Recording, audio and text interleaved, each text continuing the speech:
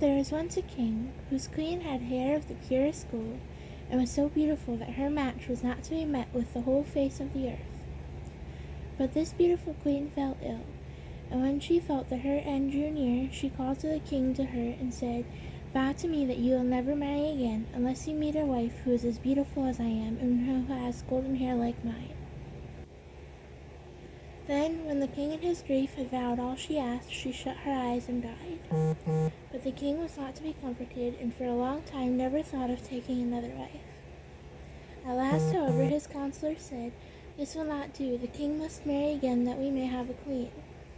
So the messengers were sent far and wide to seek for a bride who was as beautiful as the late queen. But there is no princess in the world so beautiful, and if there had been, still not one to be found who had such golden hair. So the messengers came home and had done all their work for nothing. Now the king had a daughter who was just as beautiful as her mother and had the same golden hair. And when she was grown up, the king looked at her and saw that she was just like his late queen. Then he said to his court, "May I not marry my daughter? She is the very image of my dead wife. Unless I have her, I shall not find a bride upon the whole earth, and you say there must be a queen." When the court heard this, they were shocked, and said, "Heaven forbid that a father should marry his daughter. Out of so great sin no good could ever come." And his daughter was also shocked, but hoped the king would soon give up such thoughts. So she said to him, "Before I marry anyone, I must have 3 dresses. One must be of gold like the sun, another must be of shining silver like the moon, and a third must be as dazzling as the stars. Besides this, I want a mantle of 1,000 different kinds of fur put together, of which every beast in the kingdom must give part of his skin." And thus she thought he would think of the matter no more. But the king made the most skillful workmen in his kingdom weave the 3 dresses, one as golden as the sun, another as silvery as the moon, and a third shining like the stars. And his hunters were told to hunt down all the beasts in the kingdom and take the finest fur out of their skins, until a mantle of 1,000 furs was made. When all was ready, the king sent them to her, but she got up in the night when all were asleep, took 3 of her trinkets, a golden ring, a golden necklace, and a golden brooch, and packed up the 3 dresses of the sun, the moon, and the stars up in a nutshell, and wrapped herself up in the mantle of all sorts of fur, and besmeared her hands and face with soot. Then she threw herself upon heaven for help in her need, and went away and journeyed the whole night, till at last she came to a large wood. As she was very tired, she sat herself down in the hollow of a tree and soon fell asleep. And there she slept on until it was midday, and it happened that as the king to whom the wood belonged was hunting in it, his dogs came to a tree and began to sniff and run round them and bark. "Look sharp," said the king to the huntsman, "and see what sort of game lies there."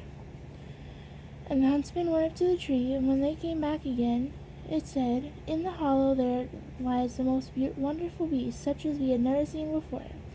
Its skin seems of 1,000 kinds of fur, but there it lies, fast asleep. See," said the king, "if you can catch it alive, and we will take it with us." So the huntsman took it up, and the maiden awoke and was greatly frightened, and said, "I am a poor child that has neither father nor mother left. Have pity on me, and take me with you." Then they said, "Yes, Miss Catskin, you will do it for the kitchen. You can sweep up the ashes and do things of that sort." So they put her in the coach and took her home to the king's palace. Then they showed her a little corner under the staircase where no light of day ever peeped in, and said, "Catskin, you may lie and sleep there." And she was sent into the kitchen, made to fetch wood and water, to blow the fire, pluck the poultry, pick the herbs, sift the ashes, and do all the dirty work. Thus Catskin lived for a very long time sorrowfully. "Ah, pretty princess," thought she, "what will now become of thee?"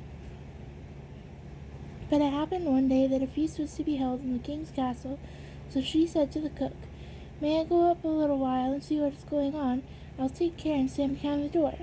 And the cook said, "Yes, you may go, but be back again in a half-hour's time to rake out the ashes."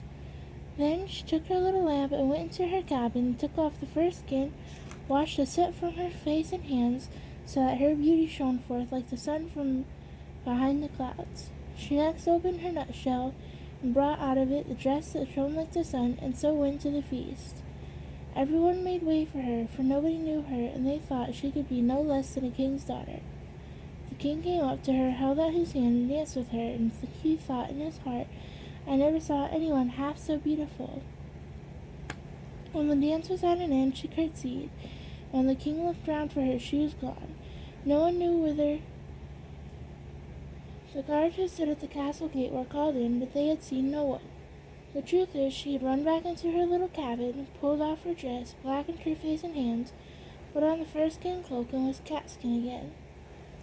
When she went into the kitchen to do her work and began to rake the ashes, the cook said, Let that alone until morning and heat the king's soup. I should like to run up now and give a peep, but take care you don't let hair fall into it, or you will run a chance of never eating again.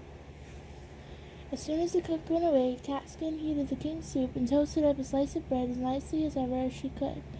And when it was ready, she went and looked in the cabin for her little gold ring and put it into the dish where the soup was. When the dance was over, the king ordered his soup to be brought in, and it pleased him so well he thought he never had tasted any so good before. At the bottom he saw a gold ring lying, and as he could not make out how it got there, he ordered the cook to be sent for. The cook was frightened when he heard the order and said to Catskin, You must have let a hair fall into the soup. If it so be, you will have a good beating. Then he went before the king, and he asked him who would cook the soup. I did, answered he. But the king said, That is not true. It was done better than you could do it. Then he answered, To tell the truth, I did not cook, but Catskin did. Then let Catskin come up, said the king. And when she came, he said to her, Who are you? I am a poor child, said she, who has lost both father and mother. How came you in my palace? Said he. I am good for nothing, said she, but to be a scullion girl and to have boots and shoes thrown at my head. But how did you get the ring that was in my soup? Asked the king. But she would not own that she knew anything about the ring, so the king sent her away again about her business. After a time there was another feast, and Catskin asked the cook to let her go up and see it as before. Yes, said he, but come back again in half an hour and cook the king's soup that he likes so much. Then she ran to her little cabin, washed herself quickly, and took out the dress which is silvery as the moon, and put it on, and when she went in looking like a king's daughter, the king went up to her and rejoiced at seeing her again, and when the dance began, he danced with her. After the dance was at an end, she managed to slip out so slyly the king did not see where she was gone, but she sprang into her little cabin and made herself up into catskin again and went into the kitchen to cook the soup. Whilst the cook was above, she got the golden necklace and dropped it into the soup, and then it was brought before the king, who ate it, and it pleased him as well as before. So he sent for the cook, who was again forced to tell him that Catskin had cooked it. Catskin was brought again before the king, and she still told him that she was only fit to have boots and shoes thrown at her head. But when the king had ordered a feast to be got ready for the third time, it happened just as before. You must be a witch, Catskin, said the cook, for you always put something into the soup so that it pleases the king much better than mine. However, he let her go up as before. Then she put on the dress which sparkled like the stars and went into the ballroom in it, and the king danced with her again, and thought she had never looked so beautiful as she did then. So whilst he was dancing with her, he put the gold ring on her finger without her seeing it, in order the dance should be kept up for a long time. When it was at an end, he would have held her fast by the hand, but she slipped away and sprang so quickly through the crowd that he lost sight of her.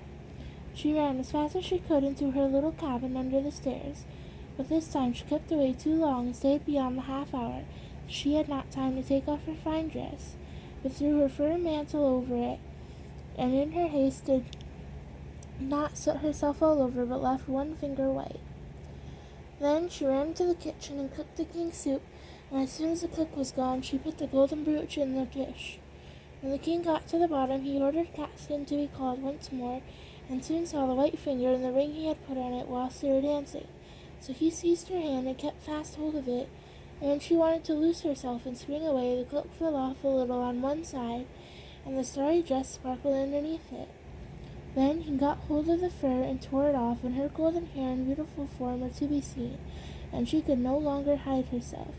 So she washed the soot and ashes from off her face, and showed herself to be the most beautiful princess upon the face of the earth. But the king said, "You are my beloved bride, and we will no more be parted from each other." And the wedding feast was held, and a merry day it was. The end. I love you.